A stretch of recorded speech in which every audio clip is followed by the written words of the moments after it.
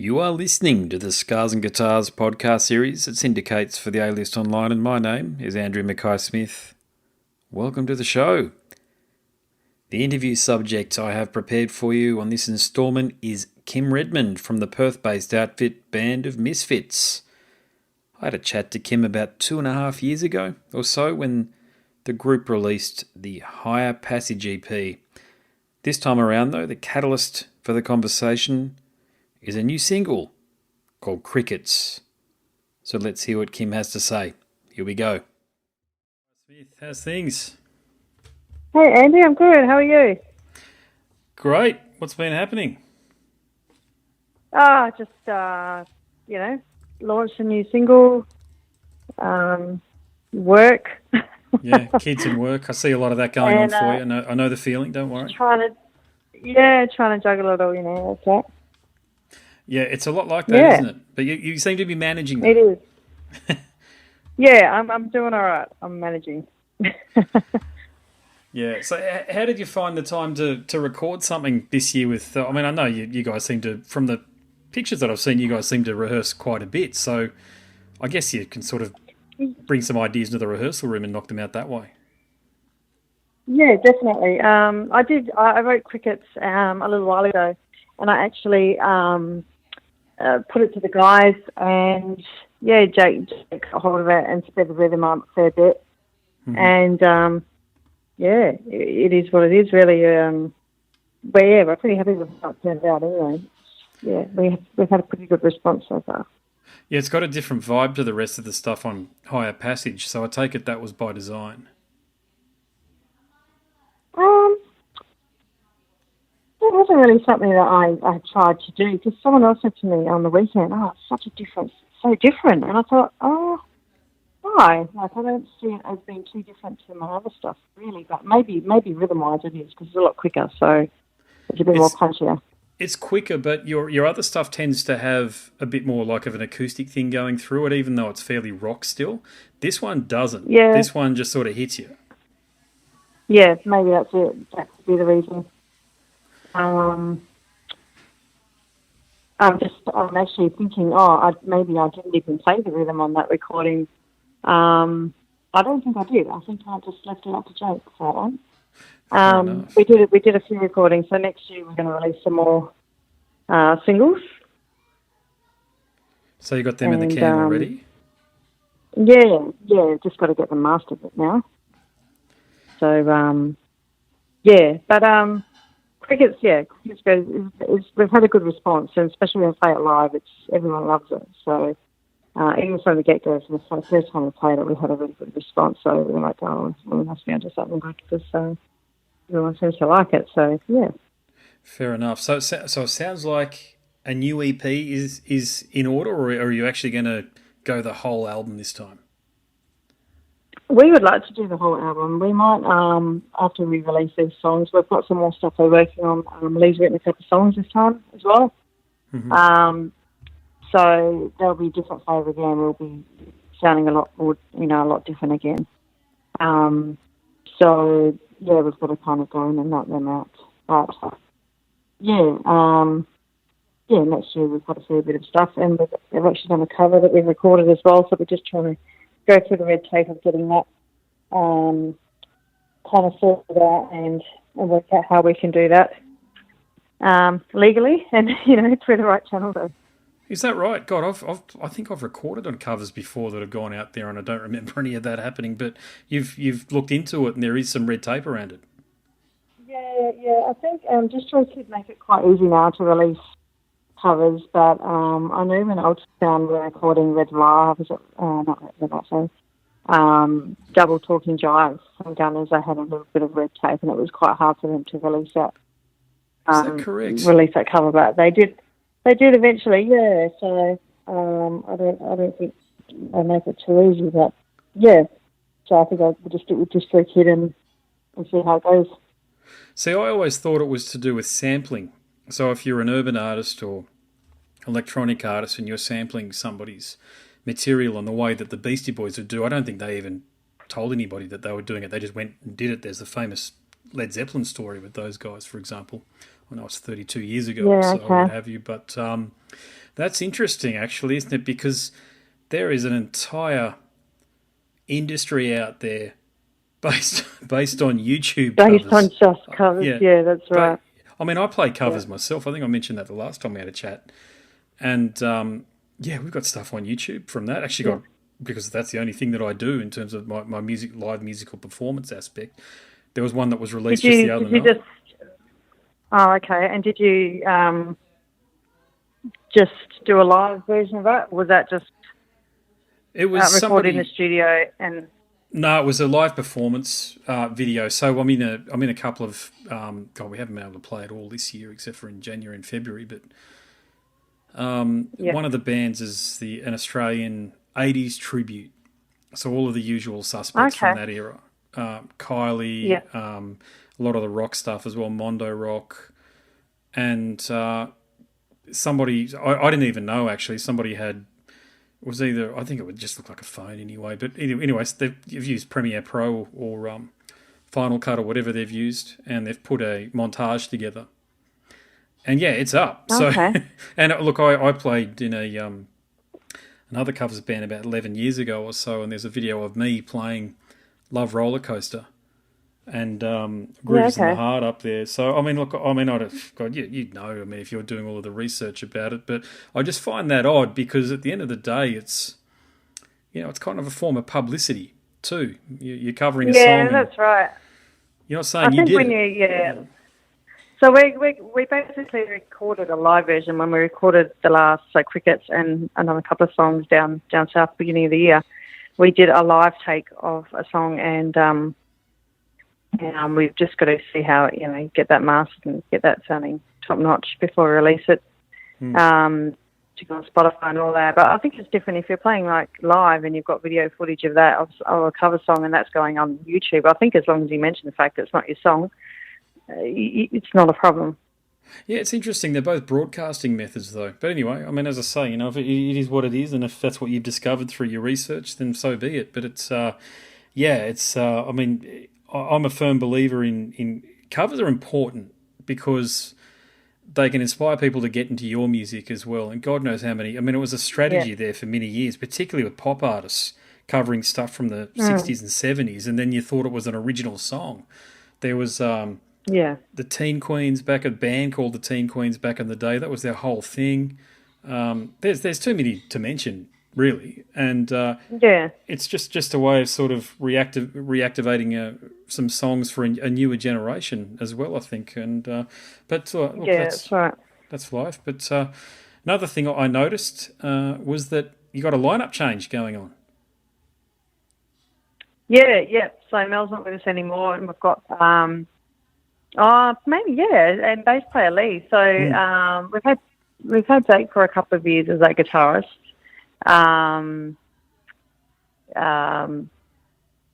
Probably a year and a half, maybe. Yeah, it's been near on close to 2 years, I'm guessing. Yeah, it'd been about And that. Our last conversation was about 2.5 I'm years just ago thinking, or so. yeah, because it would have been March when we released High Passage. Yeah, so, and our original bass player left to go overseas to live over there with his girlfriend, and I don't think that eventuated in the end, but that's what he was planning. So I said, look, Lee's pretty keen. He's my best friend's brother. I've known him for 20 years. He's a really good bass player. So what we did is, we asked him if he could come on board, and yeah, he was super keen, and he already had harmonies down. So it just worked out really well, and he's got a natural,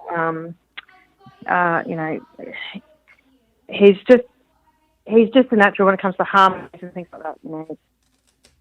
Sometimes people find it hard to harmonise in a band.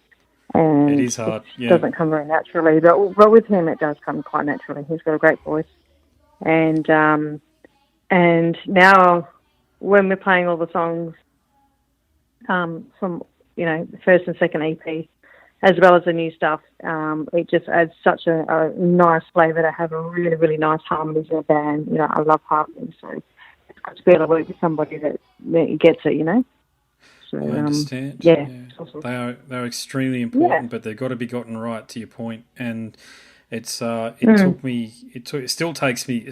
You have good and bad days. It's as simple as that. Some days you're just on point, but the amount every gig before I go to that I'm playing in, of course, I scream myself hoarse in the car on the way to the gig, so as I've got more control of my voice, because I tend to find that's the way it works. Because I tend to find if I don't warm up, it just doesn't happen. I listen back to it and I think, shit. But you got to have the drive, and it doesn't come naturally for me. I can tell you that. But it adds a lot of flavour to the music when it's done right. That's right. That's right. And we'd love, like, Jake tries some harmonies as well, but it doesn't come as naturally to him. So there's a couple of bits that he sings in our songs, Empty Valley and that as well. So. But yeah, it works just mainly harmonising. Lee's got quite a high register as well, so he can hit some notes, which means we can explore and do a bit more. So yeah, that's cool. He's your Michael Anthony. Yeah, that's right. Yeah. So and Jake's lead guitarist he's a natural. He's been playing in a few different bands around Perth. He was in Jackson Coke for a couple of years, and he was also in a band, or still is in a band with his sister, Maddie, and that's called Mad Cats. And they play probably a few times a year. They're all in different bands as well, so it's hard for them to, kind of pin something down. Because the drummer's in Yomi Ship. I don't know if you've heard of Yomi Ship. Not yet, no. They're a three-piece instrumental band in Perth, and they're doing really, really well, quite well known now. And they're great. So that's him and his brother's girlfriend on bass. But there's lots happening. Live shows. You've been able to do some. Yeah, it's been good. We've played a few shows at Amps a couple of times, I think, and the launch was at Bassendean, and that went down really, really well. And we're supposed to play next month as well at Amps again for Electric State single launch, but our drummer's away in Karratha with work at the moment, so that's not happening. Yeah, how did the live shows go though? Because they were some of the first live shows I think ever in Australia since the COVID lockdown started to be lifted. But did a lot of people come out? Yeah, they did actually. The one at Amps was really good. It was Electric State's video launch for We're Just Blood, and that was a really good turnout. We were pretty stoked with that, and we also played the Rosemount, and that was quite good. People are getting out and about, and I think they're starting to support a bit more local music and small businesses and things like that. So, yeah. Can we talk about that? Can we talk about that for a second? Are you comfortable talking about your business on the podcast? Sure. You do run a small business, and if I'm right, you're a florist. How difficult? Yeah. How difficult was it for you to survive the pandemic, certainly in the first 3 months? Because I know that the business owners that I spoke to here, around me here, I'm just talking about coffee shops and the like, they were extremely nervous, to say the least. And I do know from my time writing at the Bulletin that there are many tourism operators that if they're not, that was a couple of months back now, but I'd be very surprised if they're still in operation. And ready to handle what we thought was going to be the onslaught from Sydney and definitely Melbourne that always come up every holiday. And we need that business, to be honest. But going back to you, how difficult was it? Actually, to tell you the truth, I was pretty lucky. I didn't have to completely shut my shop. There were some businesses that, as long as the social distancing, we were able to still open. And I was fortunate that in that period with Mother's Day, and as bad as it was, that there were people that weren't able to visit their loved ones who were in nursing homes or so forth, or locked down in their own homes. That more people were sending flowers, as a way of saying, Happy Mother's Day, and I'm thinking of you, and just general, just flowers, just thinking of you flowers. You know, I was doing so many more orders, so I was actually quite lucky. It has been pretty steady, even towards the end of the year. So I've been quite fortunate. Okay, there you go. That's the one of the side effects with people not being able to visit people is that they want to send things to them, and what better to send to somebody that you can't visit for a special occasion. That's right. You can leave it at the door. You know, you knock on the door, and there's lots of social distancing happening. And I've got a reasonably big shop, so I could have 2 people or 3 people in the shop at a time. As long as I was social distance, it was fine. I could still open. So I know that's not the case with recent lockdowns in Melbourne and so forth. It's pretty much all retail had to shut shop. So yeah, I do feel for the people that have been affected. Yeah. The only upside is that people are extremely keen to get back out again, which means that if people can survive this period. That's right, and people are really, really. I find people are now looking to buy local so much more than they were before. It's always good when people come in going, I like to shop local, instead of going down the hill, because I live kind of in the hills a little bit. But I find that with all the small businesses in the hills, the community kind of rallies around, and everyone is really supportive, so it helps. That's really good. That community enthusiasm is something that I've certainly noticed as well, and I've definitely done it in terms of buying my coffee online. I only buy it from Australian distributors these days, and there's been a few other things. Basically, but there's been some random things too, like guinea pig hutches for my daughters. Couldn't get one at all, so of course I had to get it on eBay. So I think what potentially the other benefit from all of this is that a lot of these industries, small manufacturing businesses, if you like, might be able to gain a foothold again, because people have sort of become educated now that they can't go shopping and can't go out and can't go on these massive excursions on Saturdays and Sundays like we used to do, grew up doing. Is that we're going to work out, okay, so this is missing. So like that, there's that story about the single company in Australia that was producing face masks. It was in Victoria. And of course, that's right, yeah. Remember that one? Yeah. So you can bet your bottom dollar there's going to be a few more face mask factories and businesses open up after this. Yeah, definitely. Yeah, they'll be leading the way, and everyone else will go, oh, yeah, it's a good idea. Keep it local, and yeah. So what about your social media? I call it the social media game. So your social media game's always been pretty good with the Band of Missfits. Are you have you got a strategy for given the lockdowns potentially might come back in and you might not be able to play live again for it's certainly coming over yeah. Well, yeah, we have spoken about doing more live videos. It's something that's always at the forefront of our conversations because it's something that we are lacking, and we've been. We need more social media presence and more. I know that we could be on there a whole lot more than we are, but it is a little bit of a juggle with other things going on to try and keep on top of it. And I'm sure you hear it from a lot of musicians that it's really hard to be on there every day unless you're a full-time musician and you've got all the time in the world during the day to actually work on your social media and your art. It's actually really hard to be on there all the time when you've got a business to run and you've got other things going on. So I'm a single mum of 2 kids as well.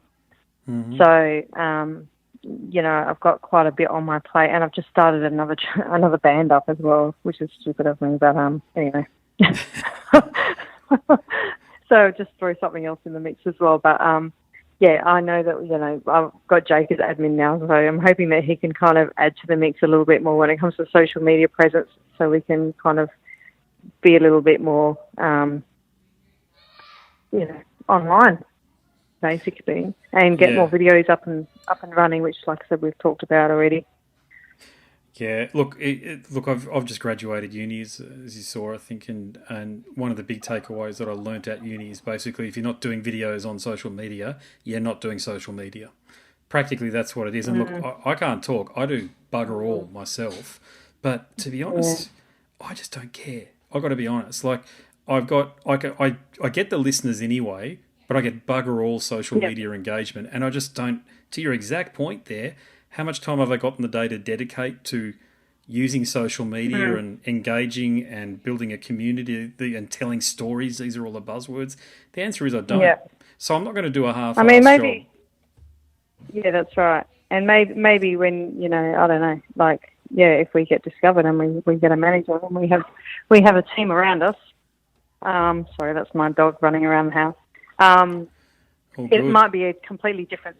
It might be a different story, when we've got more of a team and we've got more people to kind of help us out. But between 2 social media accounts for my business, plus an Instagram for my business, as well as my own social media, and then the band, there's quite a bit to manage. So, and I know there are people out there that can do it, but the thing is, at the moment, is like we're a struggling band and we don't make much money at gigs. We have to rely on selling merch and things like that. So we don't have the funds there to be able to pay somebody to do it, basically. Yeah, and the people that do want to be paid exorbitant funds, because I've looked into it. That's right. So it's a bit of a catch-22, at the moment. I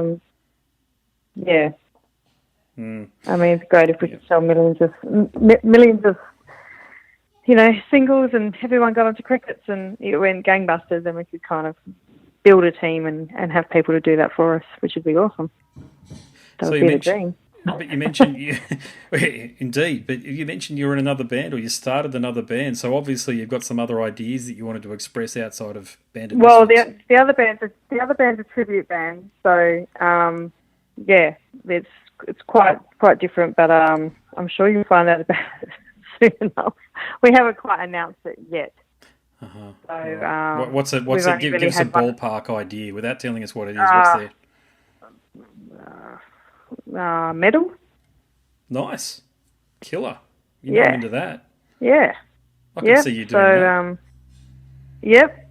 So I've got a good bunch of guys who love the music as well and are all in. So had one rehearsal which was really, really fruitful. Got heaps done. It was quite productive. And I guess it was a confirmation for me that I was doing something that has been in the back of my mind to do for quite some time, and I got to the point where I just thought, stuff it. If I don't do it now, I will never do it, so I'm just going to do it. And somehow find the time to squeeze that in as well. We'll probably start. Well, we've got a. I'm thinking about maybe mid-year next year we'll start gigging, but we need to obviously have a few more rehearsals and get things down pretty solidly. It's a bit hard to because one of the guys is away as well, so it makes it a bit harder. Where do you find the energy then? Okay, because I'm a big believer that everybody can find the time for things, but it's about doing things right, which comes down to your energy levels and your commitment. So you've got plenty of irons in the fire there, and you've got a family. Yeah, I guess I'm just driven, I guess, and I don't know. I think I missed out on playing music for so long when I was married because it wasn't something that I did. I quit music to be in a marriage, basically. It was either one or the other. So I guess I'm making up for lost time in a way as well. I've got the opportunity to. I'm by myself. I don't have a partner, so I've got a lot of drive, and I don't have any distractions, and I can just set goals and hopefully make them come alive. What else? What other irons? I figure I've probably only got another good 10 years in me. So, people probably won't want to see me on a stage in another 10 years. So, while I've got the energy and the drive, might as well do it now. Yeah, make hay when the sun shines. I get what you're saying. Yeah, and do you find these opportunities like this new project? Was it one that sort of came to you? It wasn't necessarily one you had to sort of fight to get started? No, I've had it in my mind to do it for a long time, and it was just a matter of time before I did it. It was just, I guess, I guess it was maybe a time concentrating on Band of Missfits, and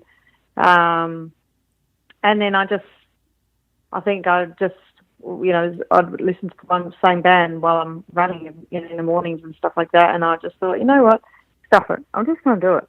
I'm just going to do it. If it doesn't work out, then it doesn't work out, but at least I've tried. But if I don't do it, I'm going to regret not doing it. So, yeah. It's all going to be happening. You might have answered this question here, but I've had 3 interviews tonight. You're the final one. It'll be my final question for you. And I've been asking the same question. Sometimes I do this. So here we go. Okay. We've been in lockdown. The pandemic may or may not be going away. Who bloody knows with the way things are going at the moment. But the question for you is, everybody in the world has been affected by this pandemic. But for you specifically, how do you think your life has been changed because of it? I think, I think it's only a matter of time before we probably get a second wave or a third wave, you know. Mm-hmm. So I guess time is always of an essence with me, and I'm already making up for lost time. So if something like a pandemic comes along and throws a spanner in the works, then there's more time I've lost. So for me, it's just about being productive, and keeping the wheels turning with Band of Missfits, writing music, and with my tribute, which I will tell you about soon enough. We'll see the posts go up on social media, no doubt. You will, yep. So before You're right, you go. No, you go. Go on. A lot of people might be a bit shocked, but yeah. That's good. They're a band that I've been listening to solidly for 20 years, and I still can listen to them every day and not get sick of them. And there's probably not many albums that you could do that with, you know. Yeah, I've only got a couple where that is the case, actually. There's not many. I think I've got maybe 2 or 3. There's Pink Floyd, Morbid Angel, and Queen, maybe. Yep. Probably some others in there, like Level 42, I can definitely... But there's bands that I listen to for individual musicians. I don't really focus on the music, like with Level 42, because I'm a bassist. I just listen to Mark King, so I isolate mentally. I can do that. And I just listen to his bass lines. Yeah, that's right. Yeah, I find that I'll probably do that too vocally with a lot of artists as well. Yeah, being a bass player, you tend to get pretty good at it because you can hardly hear the bass in most of these bloody recordings. That's true. All right, so before I let you go, I know where your social media accounts are, but tell everybody, where can they find you? Okay, so you can find us at Band of Missfits, and that's Misfits spelt with a double S. And you can find us on Instagram, Facebook, Bandcamp. They're our main ones. We're on YouTube as well. We don't have a huge presence on YouTube, but we are on there. We do have a couple of things up there. And we regularly put, all our gigs and things like that are up on there, and we're on Songkick as well. So any upcoming gigs that we have, I try and upload those to Songkick so people know when we're playing. And our music can be found everywhere you can buy music online. So we're on Bandcamp, iTunes, Google Music, and then you've got all your common streaming services, which everyone knows about. Our songs are only $1.29 if you want to buy it on iTunes or Google Music. Well, it's better if people buy your physical copy. So that's more money for you guys. So I always say, like, if you're going to actually spend the $1.29, for God's sakes, support the band, because I think it's $10, isn't it? I don't want to say what the CD is, but they're normally about $10. For a whole EP, basically. Yeah, it's so cheap. It's not much. And then you get the physical copy, which you can then bounce onto your computer, so you still get the MP3 files, but you've got the physical copy as well, and you kept the band in business. That's right. Yep. Mm-hmm. Yeah. Right. Well, is there anything else you wanted to talk about? Talk up, or anything else you wanted to promote? Yeah, just basically crickets. We love it, and we love everyone to hear it. And let us know what you think of it. If you if you like us, or you like the song, let us know, whether it be on social media or, it'd be great. It's a killer cut. Get into it. It's awesome. Thank you. You've been listening to the Scars and Guitars podcast series that syndicates for the A-List Online, and my name is Andrew Mackay-Smith. That interview subject was Kym Redmond from the Perth-based outfit Band of Missfits. Thanks for tuning in.